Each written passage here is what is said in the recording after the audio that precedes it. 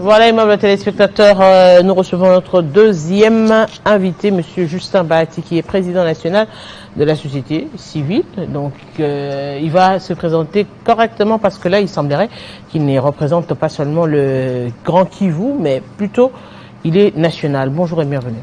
Bonjour Madame, meilleurs vœux, bonne année. Je suis président de la société civile composante jeune au niveau national. Je suis également représentant de la jeunesse intercommunautaire de l'espace Kivu. Voilà ce que nous avons d'abord comme qualité ici. Okay. Merci beaucoup. Alors justement, on va revenir ici aujourd'hui sur ce plateau sur cette décision prise par le président rwandais et en ce qui concerne la question de réfugiés aujourd'hui. Vous le savez, quand il y a des mouvements, quand il y a des déplacements, très souvent, le Rwanda accueille justement des réfugiés congolais qui vont de ce côté-là pour justement fuir les agressions. Et à l'heure actuelle, nous parlons de l'agression du M23 et cette décision. Comment la percevoir à ce jour? Merci Madame pour cette occasion. Je voudrais d'abord compatir avec nos compatriotes qui sont en train de mourir jusqu'au moment où nous sommes en train de discuter dans ce plateau, Madame. Nous sommes en train d'enterrer les nôtres. Vos frères, vos sœurs sont en train de mourir. Ça, il faut retenir. Je crois que je n'étais même pas motivé d'intervenir sur les propos de Kagame. Parce que c'est une provocation, quelque part, c'est une fuite en avance, et il est dos au mur, je suppose. Madame, qu'est-ce que nous pouvons chercher au Rwanda? Sûrement, oui, on peut y avoir des réfugiés, mais estimé à combien? J'ai vu les derniers rapports parlant des 72 000 députés, en fait, réfugiés, voulais-je dire, qui se retrouveraient au Rwanda. Maintenant, quel est l'inverse? Combien de Rwandais sont en RDC? Qu'est-ce que nous pouvons chercher au Rwanda? Est-ce qu'ils ont des ressources plus que nous? Ils ont les sous-sols, ils ont des moyens, des conditions de vie. Et qui nous agressent, madame? Les Rwandais nous agressent. Pensez-vous que nous pouvons y aller rapidement? Ce ne sont que des cas isolés. Quand bien même on peut y avoir des Congolais qui y sont, madame. Je crois que l'EAC n'a aucun sens d'exister, madame. East African Community. C'est là où nous nous retrouvons. Aujourd'hui, il y a combien de pays? 7 pays membres. Dont le Rwanda, la RDC, le Burundi, l'Ouganda, la Tanzanie, le Soudan du Sud. Madame, parmi ces États, quel est l'État ami de la RDC? Non seulement ça, quand on parle de la coopération entre États, c'est une coopération liée, c'est quoi? C'est base de l'économie, échanges économiques, échanges humanitaires, social. Mais quand le Rwanda se permet de dire ils vont expulser les réfugiés, et pourtant ils se disent, ils se reconnaissent être membres de l'EAC, et nous en faisons partie. Ça veut dire quoi, madame? C'est une contradiction. Parce qu'on ne peut pas parler de la coopération économique quand il n'y a pas de coopération entre populations.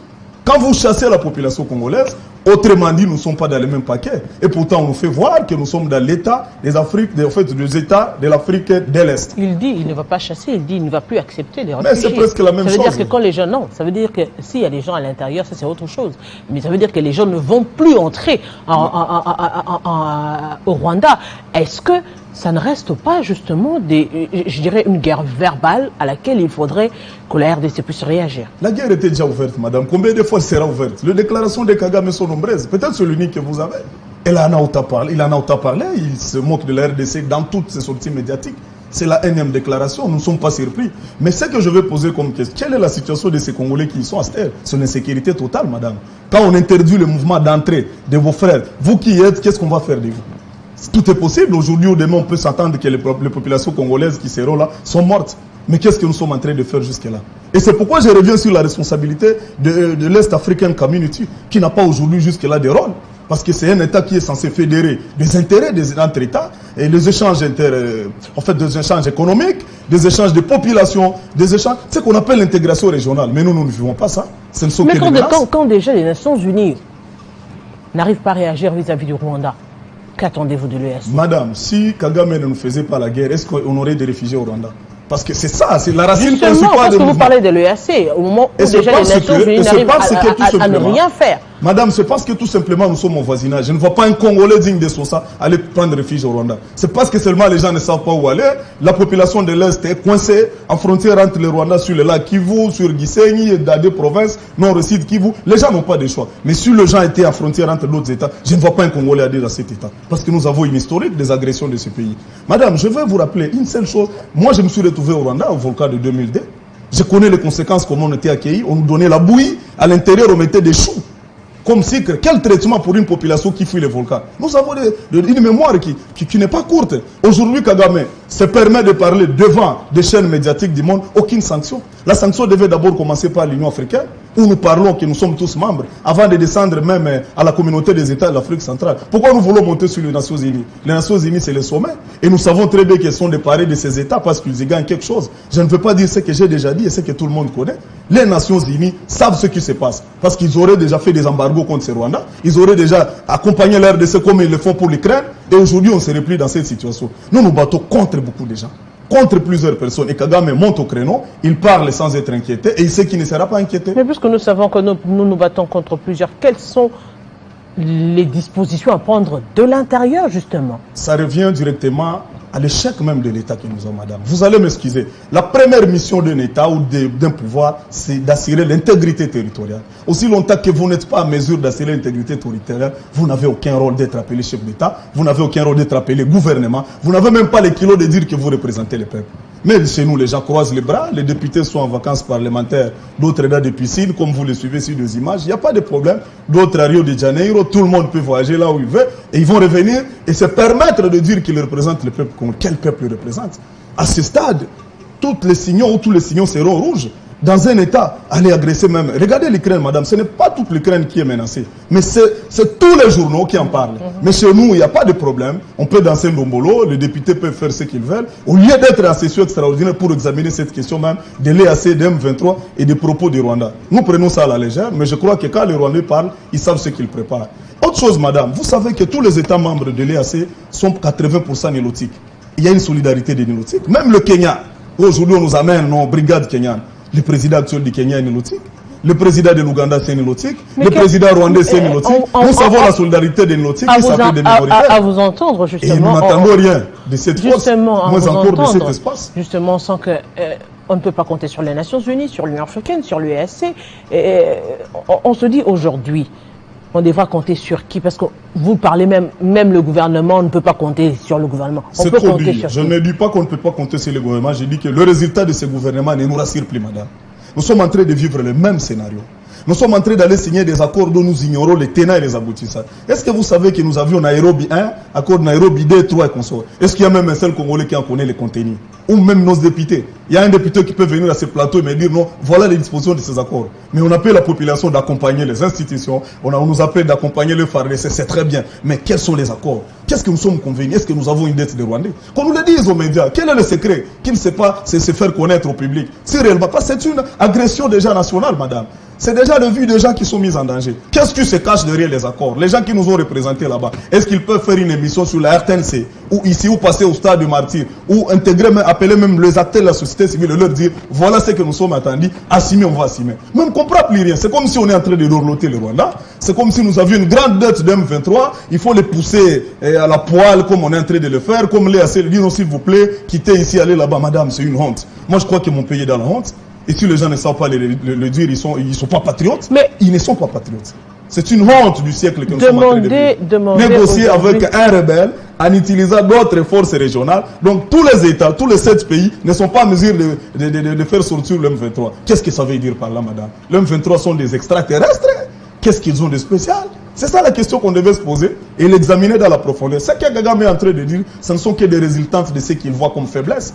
Parce que nous avons chanté la récit diplomatique, je vis déjà ici. Non, on a eu la... Madame, quel récit diplomatique? Aussi longtemps que nous sommes en train de négocier avec les gens, s'il vous plaît, cher M23, bougez d'ici. Et hier, pas plus tard qu'hier ou avant-hier, j'ai suivi, on me dit non, ils ont libéré les cas de Rumanga. Madame, je maîtrise la province Nord Kivu. Les gens, ces M23 n'ont jamais occupé les cas de Rumanga. Certes, les FARDC y étaient.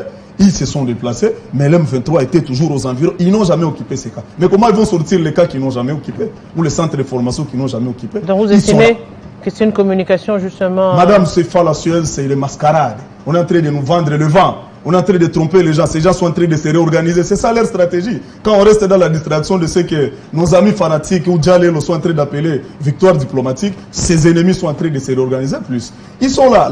La base résistante aujourd'hui d'M23, madame, c'est le domaine de Katali. C'est à Katali, ce n'est pas là où on nous a fait chanter que nous, ils étaient à Rubangabo. Non, c'est à Katali. Ils sont à Mouchoro là-bas. Ils sont dans les environs. Ils sont en train de semer des terreurs à la même minute que je vous parle. Qu'est-ce qu'on va nous dire comme déplacement? Vous pouvez vous imaginer, madame, quelqu'un est en train de vouloir prendre Kinshasa. Il se retrouve à Massina. Vous lui dites non, quittez Massina, déplacez-vous vers Limete, Comme ça, est-ce que vous comprenez? On le met dans une position d'avancée. Entre-temps, le FARDC sort au dos. Donc le FARDC ne se plie, il faut que le FARDC contourne. Parce que les gens qui sont dans la position de départ, et de bonnes positions, ce sont des M23. Et on leur dit non, quittez Massina vers des bonhommes. Est-ce qu'ils avancent ou ils reculent? Pour les gens qui ont l'intention de prendre Kinshasa.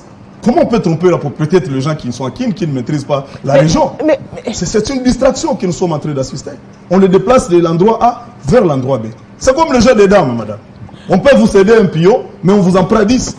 C'est la stratégie de l'ennemi. Mais aujourd'hui, comment sortir de cette crise? Parce que si on se met à vous écouter, on se dit finalement on n'aura confiance ni au gouvernement, ni à l'armée qui est en train de nous donner toutes les informations. On aura finalement... on va croire qui? Et si on n'arrive pas à croire ni le gouvernement, ni l'armée, on va s'en sortir comment aujourd'hui? Parce que le grand problème aujourd'hui, vous l'avez dit, s'ils veulent avancer aujourd'hui pour prendre encore beaucoup plus de terres de la République démocratique du Congo. Oui. Aujourd'hui, on se dit, le gouvernement n'arrive pas encore à déclarer l'état de guerre. On nous parle jusqu'à présent d'une agression. Madame, je vais vous révéler un petit fait. Bon, pas vous révéler, vous en rappeler. Le territoire de Rutshuru est occupé par une population presque rwandophone, pour ne pas dire le Rwandais. Et ces gens sont confondus de fois à quelques rebelles qui sont dans M23. Ces gens peuvent lever la tenue, parler la même langue avec les gens qui y sont. Parce que nous n'avons pas de services même d'identification des populations, on n'en parle même pas. Nous ne savons même pas maîtriser le mouvement des populations, madame. C'est un problème sérieux. Il faudrait que les services de l'État soient compétents et actifs sur le terrain. Ça, c'est un. Parce que la population est déjà déterminée, madame. Aujourd'hui, le souci de la population d'abandonner l'M23 pour se déplacer, ça veut dire qu'elle ne veut pas collaborer avec l'ennemi. C'est ça le message. Mais jusqu'à quand la population va se déplacer sans assistance humanitaire, sans eau, sans médicaments, sans transport, maman. Que voulez-vous que ces enfants, ces vieilles que vous voyez dans les différents réseaux sociaux, ils vont mourir tous les jours? À un certain moment, la population s'aidera. Elle dira non, au lieu de mourir, je reste à Rutshuru, je cultive mon champ, mais sous les drapeaux de M23. Et l'M23, dès qu'ils auront trois parties majeures qui constituent l'État, ils seront un État. Parce que l'État est constitué par trois éléments: la terre, la population et les pouvoirs. Et ils ont déjà la terre parce qu'ils occupent un endroit. Ils sont en train de consolider progressivement leur pouvoir avec l'administration qu'ils mettent en place. Ils ont besoin de la population. Dès qu'ils ont une population assise, madame, vous allez voir d'autres choses. C'est parce que la population fuit, ils ne savent pas gérer les arbres, ils ont peur également. Mais si la population restait sur place, madame, aujourd'hui on vous parlerait de notre État. C'est un plat de balkanisation qu'on est en train de faire passer sous d'autres schémas.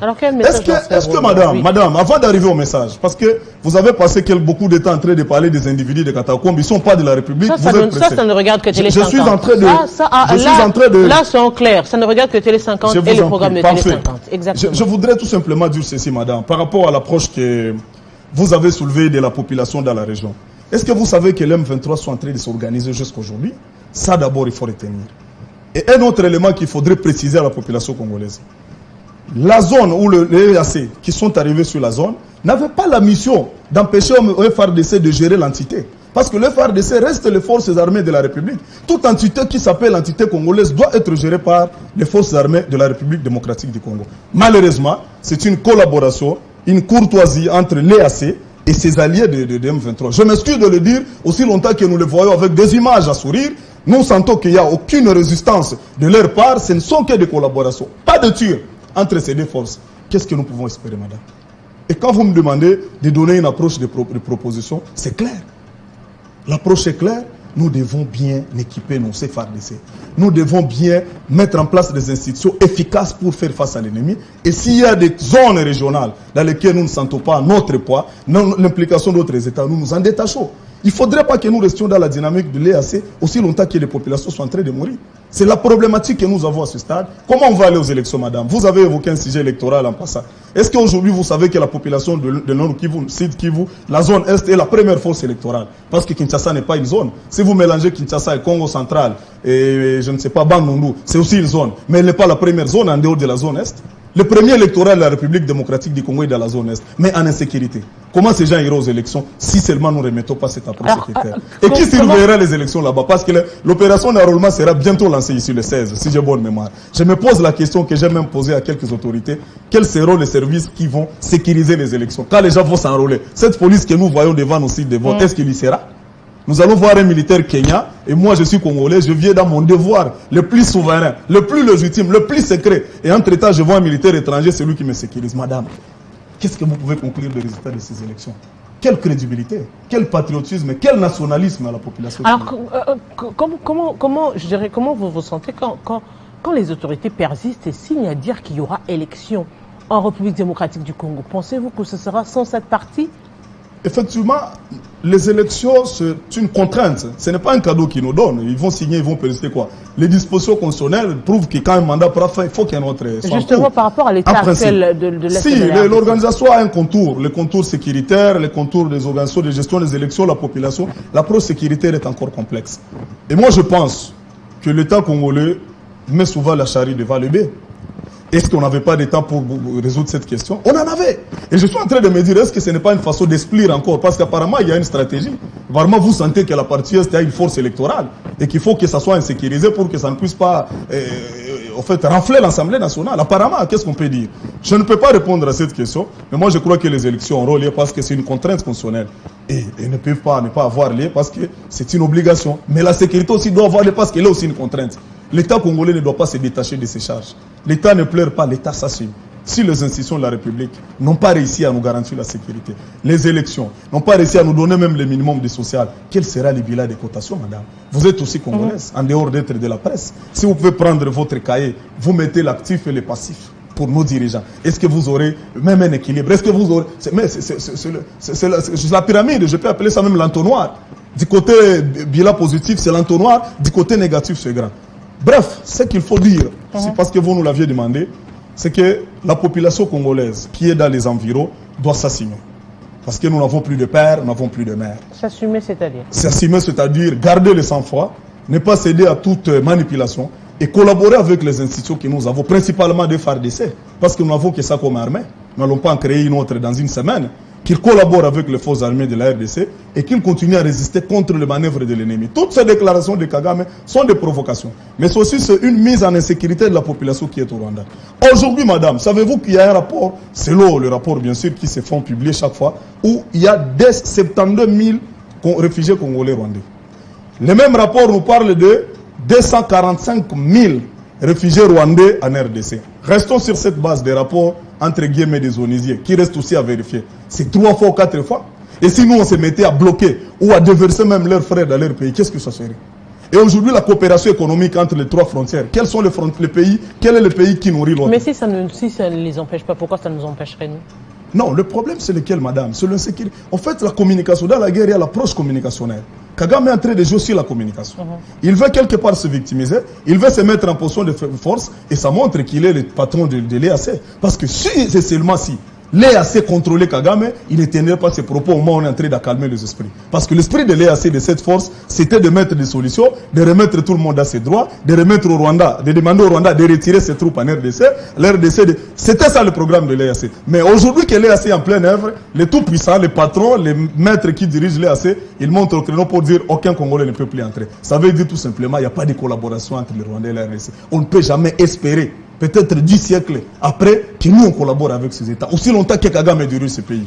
Il a mené une politique très négative et nous demandons au chef de l'État, président de la République, de ne pas se contenter de faire des bougies. Quand la bougie s'allume, ça donne la lumière, mais dans le pays d'État, ça s'éteint. Tous ces voyages, tous ces gens qui le promettent, toutes ces photos avec le Macron et le Biden ne nous rassurent à rien, madame. Si toutes ces photos nous rassuraient, aujourd'hui, l'M23 serait détaché dans un seul appel téléphonique. Mais aujourd'hui, ils sont là. Ils changent de tenue, ils mangent avec leurs amis et ils font ce qu'ils veulent. Je crois que le président de la République doit ouvrir l'œil. S'il a l'amour pour cette République, je m'adresse à lui. Il doit revoir ses stratégies internes. Il perd des énergies à l'extérieur. Il a perdu beaucoup d'énergie. Et aujourd'hui, si ces énergies étaient capitalisées à l'interne, peut-être qu'on aurait avancé. Nous avons des FARDC, madame, qui ont des capacités de booster ses ennemis. Mais ils sont nourris comment, madame? Je viens de passer dans l'école Fungul, en parenthèse, où il y a 4 pompes pour presque 20 000 populations. Et les femmes de les policiers se battent chaque matin pour de l'eau à se laver. D'abord l'eau dans la plaine capitale de Kinshasa. Vous pouvez y passer aussi. Maintenant un militaire qui est sur la zone de front, qui n'a ni espoir, ni quoi manger, vous l'affrontez contre un militaire qui est soutenu par les parrains américains et tout ce que vous voulez. Je crois que la problématique est là. Le budget doit être affecté au FARDC. Je l'ai toujours répété. Mettre les militaires dans de bonnes conditions, poser des gestes sociaux qui vont faire à ce que la confiance croît au régime, la population croît au régime, et mettre en place un mécanisme de sécurité interne en impliquant la jeunesse. Vous ne pouvez pas faire quelque chose si vous n'impliquez pas la jeunesse. C'est une demande à faire pour que le chef de l'État sache qu'il peut y avoir des brigades même de surveillance de la jeunesse. Et s'il veut, il peut en avoir. Nous en avons autant. Mais est-ce qu'il y a cette collaboration entre l'institut et la jeunesse? Ça reste à voir. Justin Bratti, grand merci. Je vous remercie, madame, mais je voudrais quand même, parce que j'avais beaucoup de choses à parler à la population. Je m'adresse à la population. Si vous n'avez pas dit mais. Je m'adresse à la population du Kivu, madame, parce que je suis de là. Avant d'être congolais, je suis de là. On vous accorde. Je voudrais m'adresser à mes frères en Swahili. Tusiogope. Hakuna kitu kinaweza tunyang'anya budongo yetu. Les sols congolais restent les sols congolais. Aucun jour que le sol congolais sera le sol rwandais. Nous demandons aux gens de voter utile, de ne pas tomber dans les mêmes erreurs pour ne pas avoir l'Assemblée nationale des gens qui défilent, pour ne pas avoir des institutions de personnes budgétivores, mais plutôt des personnes qui se soucient de la nation. Tout qu'on a lazima ya ba autorité benye banapenda inchi. Muchagule muzuri hapana makuta, mutafute president mwenye anapenda inchi, mutafute ba député benye bako mesure ya kuingia mugere pour que ba sauver nation, sinon ça y tungepasha kwa tuko mu plénière. Les députés refuseraient même les vacances parlementaires pour cette question. Si c'était sérieux, chère population, ouvrons l'œil. Vous avez assez de preuves, je ne vais pas vous en rappeler. Nous serons toujours sur le terrain et nous comptons sur vous. Mais n'ayez pas peur, restons soudés, ne cédons même pas un seul centimètre de notre patrie, parce que c'est une patrie nous léguée par les ancêtres. Justin Batti, grand merci à vous. C'est nous qui vous remercions, madame. Aimables téléspectateurs, vous l'avez compris, nous sommes arrivés à la fin de Kinshasa, direct en ce qui concerne le troisième invité, l'opération coup de poing sur la ville de Kinshasa, les tenants et les aboutissants. L'invité n'a pas pu répondre à l'invitation. C'était Madame Bélise, porte-parole du gouverneur Gentil Ngobile. Aimables téléspectateurs, dans quelques instants, ce sera la grande édition du journal. Grand merci à toute l'équipe technique. Avec nous, on se retrouve déjà demain pour d'autres tranches sur Télé 50. À très bientôt. Au revoir.